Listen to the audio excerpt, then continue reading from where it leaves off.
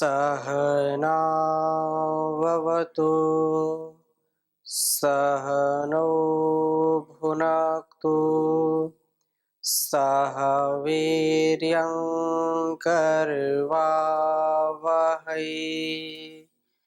तेजस्विनावधीतमस्तु मा विद्विषावहै। ओम शांति शांति शांति। वैदिक जीवन पद्धति की इस कक्षा में आप सबका हार्दिक स्वागत है, अभिनंदन है। वैदिक जीवन पद्धति की यह कक्षा निश्चित रूप से हमारे ज्ञान को परिपक्व कर रही है और जैसा ऋषियों ने अपने जीवन को बनाया है, जैसी हमारी उदात्त परंपरा रही है, उसको भी हम अपने जीवन में उतारें। जैसा वेद का उपदेश हमारे लिए है, वह उपदेश हम मन से, वाणी से और अपने व्यवहार से आचरण में लाएं, उसको स्वीकार करें। उसकी जो दिशा है, उसका जो मार्गदर्शन है, उसका हम स्वागत करें, जिससे हमारा यह संसार और हमारा यह परिवार उत्तमता को प्राप्त हो। पंच महायज्ञों में देव यज्ञ का क्रम चल रहा है और उसमें यज्ञी भावना से उत्प्रोत होने के लिए हम यजुर्वेद के 18वें अध्याय के चमका जो अध्याय जिसको कहते हैं, उसके 6 मंत्रों को पढ़ लिया था। 6 मंत्रों की क्या यहाँ पर उनकी जो प्रेरणा है उसको हमने यहाँ पर देखा, समझा, जाना।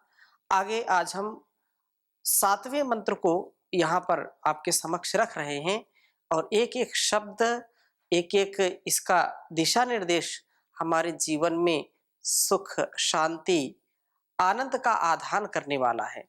परमानंद की प्राप्ति का एक यही उपाय है कि हम वेदानुकूल आचरण करें, वेद से विपरीत, वेद से भिन्न मार्ग न अपनाएं। तो आगे हम चलते हैं 7वें मंत्र का उपदेश समझने के लिए। बहुत ही सुंदर यह मंत्र हमको परमात्मा की ओर से एक प्रेरणा मिल रही है, उसको यहाँ पर समझेंगे। 6ठे मंत्र में जो है सुदीनम पर बात समाप्त हो गई थी और उसी क्रम को आगे बढ़ा रहे हैं। कहा यंता चमे धरता चमे क्षेमस चमे।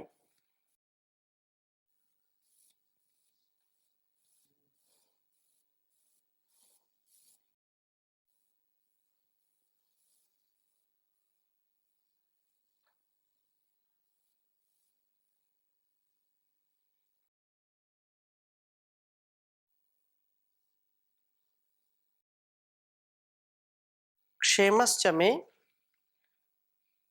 धृतिश्च मे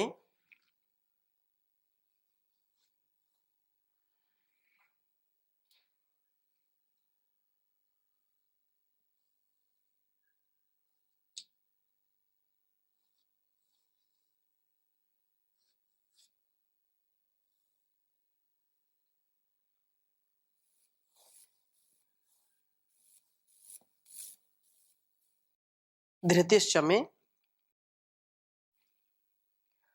विश्वम च मे महश्च मे।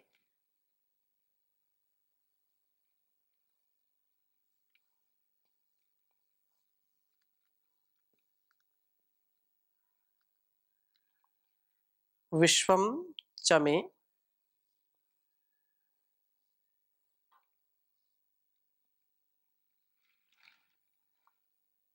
महश्च मे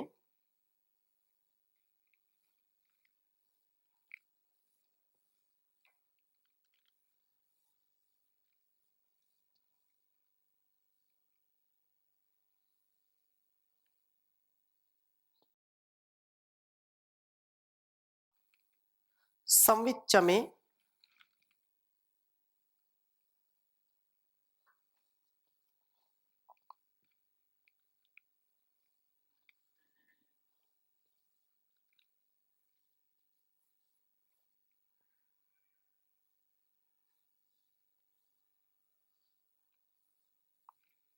संविच्चमे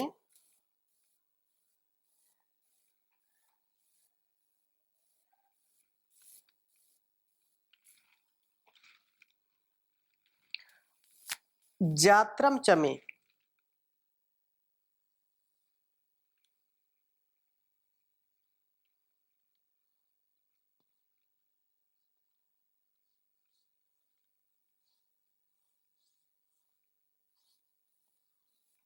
जात्रम चमे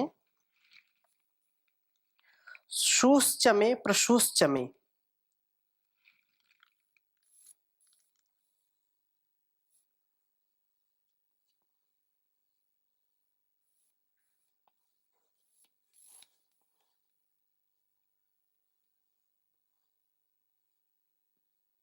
शूश्चमे प्रशूश्चमे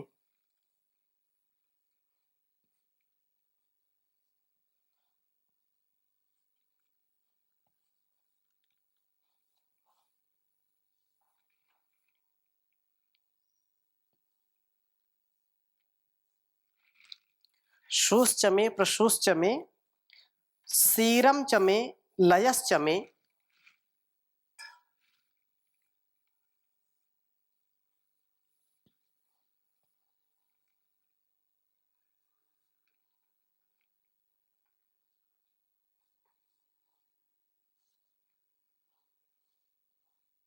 सीरम चमे लयश्चमे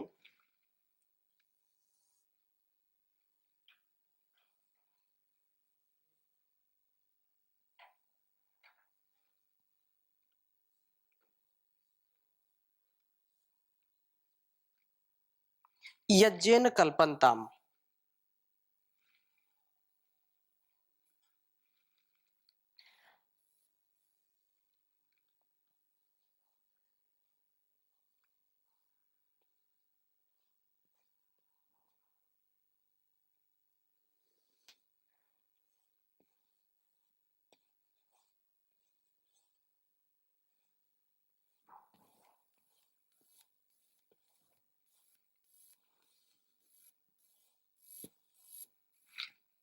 ये आपका यजुर्वेद के 18वें अध्याय का 7वां मंत्र हो गया।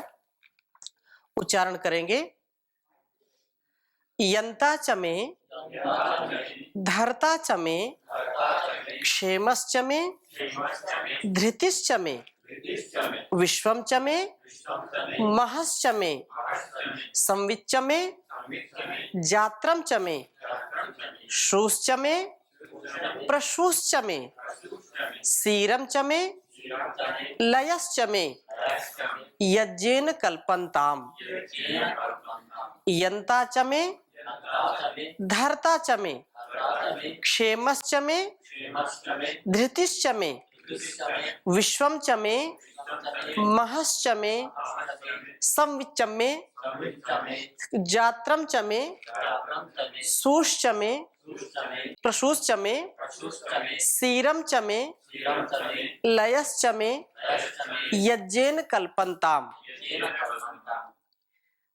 इस मंत्र का भाव इस प्रकार से है कि जो पिछले मंत्र में अर्थात हमने जो छठे मंत्र में कुछ स्वाध्याय किया था और उसमें ये कहा था सुशास चमे सुदिनम चमे यज्ञेन कल्पन्ताम्, कि सुदिन पर समाप्ति उस मंत्र की हुई थी और यह मेरा सारा दिन उत्तमता से बीत तभी सकता है कि यदि मैं इंद्रिय अश्वों को आत्मवश्य करके विचरण करूं। इसलिए प्रस्तुत मंत्र का प्रारंभ इस प्रकार से करते हैं कि यंता चमे, अर्थात यंता यंत्रित्व, मेरा आत्मा इस शरीर रथ से जुते हुए इंद्रियाश्वों का नियंत्रण करने वाला हो। यदि मेरा नियंत्रण, मेरा यह संयम नहीं होगा मेरे ऊपर, तो निश्चित रूप से इंद्रिय अश्व कहीं ना कहीं ले जाकर के गिरा देंगे। जब तक व्यक्ति का नियंत्रण इस इंद्रिय रूपी घोड़े पर नहीं होगा, इंद्रियान जो है उनको हयान कहा है। इनको क्या कहा? हयान, अर्थात घोड़े हैं ये।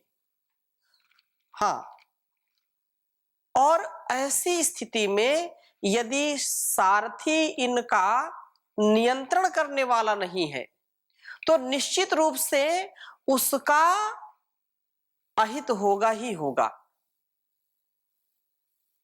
उसका प्रसंग मैं आगे रखूंगा, पहले एक एक शब्द पर हम चर्चा कर लेते हैं।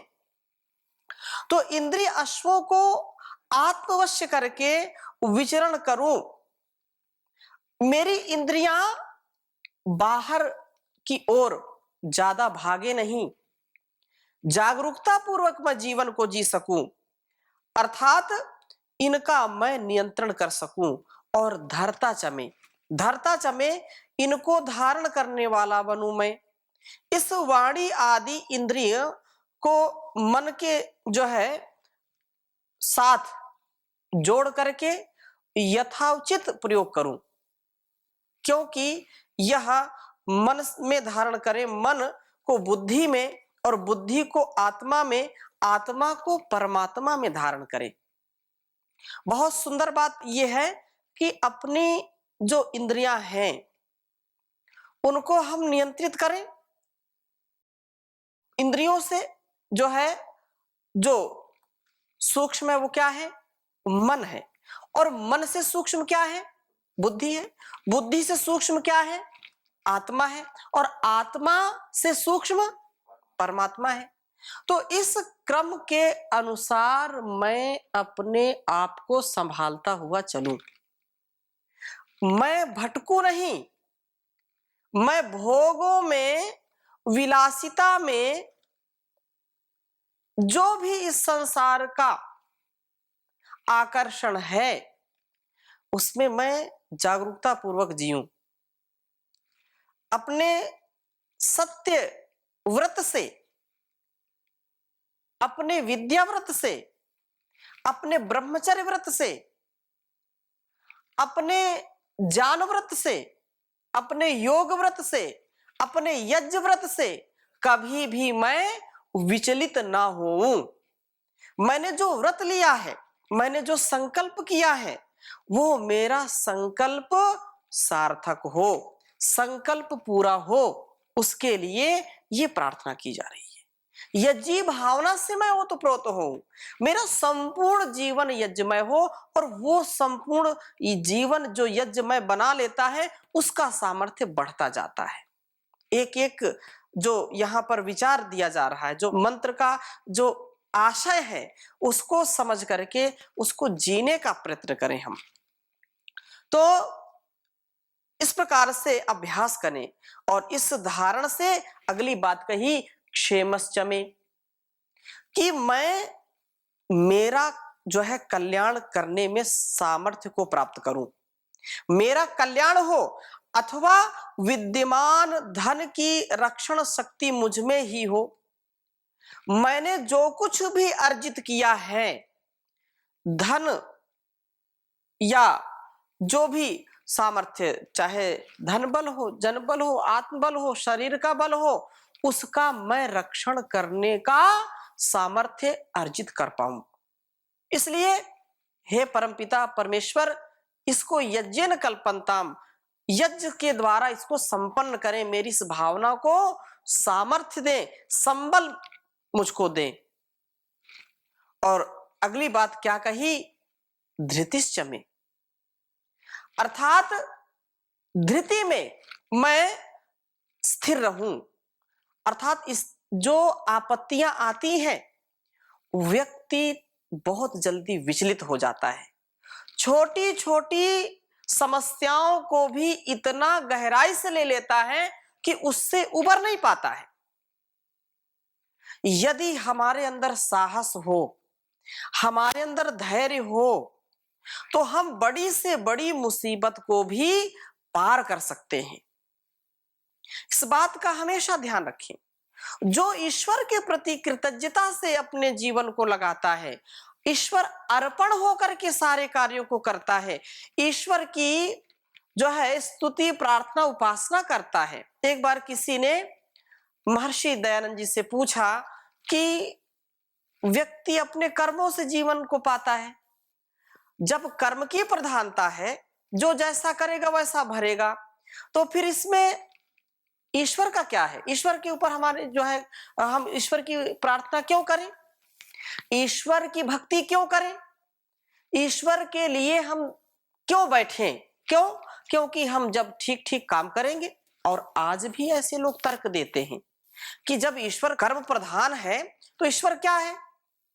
वो तो जैसा हम कर्म करेंगे वैसा फल देगा, तो हम उसकी स्तुति प्रार्थना उपासना करें या ना करें, हम दूसरों को सहायता करते रहें, भूखे को भोजन दें, प्यासे को पानी दें, नंगे को वस्त्र दें, निर्धन को धन दें, जो असहाय उनकी सहायता करें, जो दुखित है उनकी हमेशा हर क्षेत्र से सहायता करें, राष्ट्र की सहायता करें, अपने ड्यूटी को ठीक ठीक करें। तो इसमें ईश्वर की प्रार्थना उपासना करने का क्या कोई औचित्य है क्या? भाई अपने काम को ठीक ठीक करते जाओ। महर्षि ने कहीं लिखा कि ईश्वर की स्तुति प्रार्थना उपासना करने से साधक का आत्मबल बढ़ता जाता है, और वो कभी भी किसी भी बड़ी मुसीबत, पहाड़ जैसी मुसीबत उसके ऊपर आ जाए तो भी साधक कभी घबराता नहीं है। मुसीबतें आती ही हैं, लेकिन जो साधक है, जो कृतज्ञता पूर्वक ईश्वर की प्रार्थना उपासना करता है, उसके प्रति श्रद्धा भाव से नतमस्तक रहता है, वो सम अवस्था में जीता है। चाहे सुख मिले, चाहे दुख मिले, चाहे हानि हो, लाभ हो, कभी भी वो विचलित नहीं होता है। इसलिए ईश्वर की प्रार्थना उपासना करनी चाहिए। धैर्य का बांध कभी टूटता नहीं है, सामर्थ्य बढ़ता है। तो धृतिश्च में मैं धीर गंभीर चित्त वाला हो जाऊं, मुझमें धीरता वीरता गंभीरता का आधान हो, मैं सारी समस्याओं का समाधान बन जाऊं, ऐसा साधक का जब सामर्थ्य बढ़ता है तो वो सच्चा धार्मिक कहलाता है। महर्षि मनु धर्म के लक्षण करते हुए लिखते हैं 10 धर्म के जो लक्षण हैं। धृति क्षमा दमोस्तेयम, शौचम इंद्रिय निग्रह, धीर विद्या सत्यम क्रोधो, दशकम धर्म लक्षणम। कहा कि ये 10 लक्षण धार्मिक व्यक्ति के हैं। जहां पर ये 10 लक्षण जिसके अंदर दिखाई पड़े तो उसको समझना वो सच्चा धार्मिक है। और आप देखिए कि ऋषि ने क्या लिखा? धृति क्षमा दमोस्तेयम। सबसे पहला लक्षण क्या है? धृति, धैर्य। यदि धृति है तो धृति हमारे अंदर स्मृति का कभी ह्रास नहीं होने देती, और यदि धैर्य नहीं है तो व्यक्ति भय में, क्रोध में, लोभ में, लालच में अपने जीवन को संकट में डाल देता है। धृति, स्मृति, ये बहुत आवश्यक है।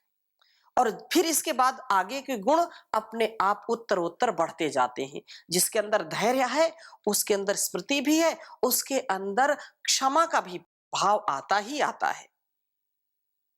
इसलिए ये हमारे अंदर स्थिर हो सके, यज्ञ के द्वारा मैं उसको संपन्न करूं, उसका मैं आधान करूं, धृति की बड़ी महिमा है, धैर्य का बड़ा गुणगान किया है शास्त्रों में। अतः भर्तरी भी लिखते हैं, धैर्यं यस्य पिता क्षमा च जननी शान्तिश्चिरं गेहिनी सत्यं मित्रमिदं दया च भगिनी भ्राता मनः संयमः शय्या भूमितलं दिशोऽपि वसनं जानामृतं भोजनं हेते यस्य कुटुम्बिनो वद सखे कस्माद् भयं योगिनः कस्माद् भयं योगिना।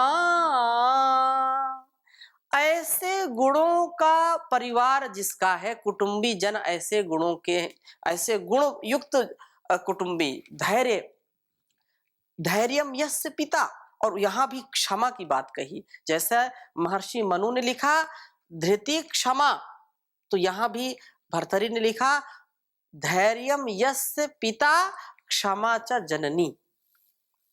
और एक स्थान पर और लिखा कि जैसे यहाँ पर कहा कि आपत्तियों में, विपत्तियों में मैं कभी भी घबराऊं नहीं, धीर व स्थिर चित्त वाला बनूं। तो कहा, ये भी शायद भर्तरी का ही श्लोक है, कहा कि विपदि धैर्य मथाभ्युदये क्षमा, यहां भी सबसे पहले धैर्य को रखा। विपदि धैर्यम, विपत्तियों में धैर्य को मैं कभी न खोऊं। विपदि धैर्य मथाभ्युदये क्षमा सदसि वाक् पटुता युधे विक्रमः, सदस्य सदस्यों के बीच में मैं वाक् पटु बनूं।